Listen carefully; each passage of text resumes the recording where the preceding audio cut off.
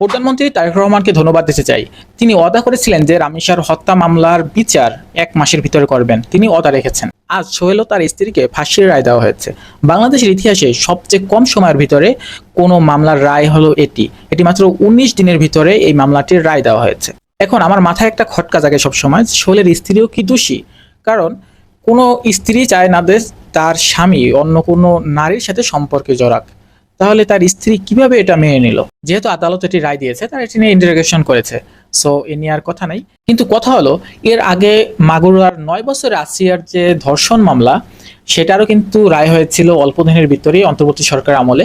কিন্তু সে এখন উচ্চ আদালতে, সুপ্রিম কোর্টে, এরকম বিভিন্নভাবে তাদের মামলা চলতেছে, এবং সে যে ধর্ষণকারী, সে কিন্তু এখনো পর্যন্ত জেলে আমাদের ট্যাক্সের টাকায় খাবার খাচ্ছে।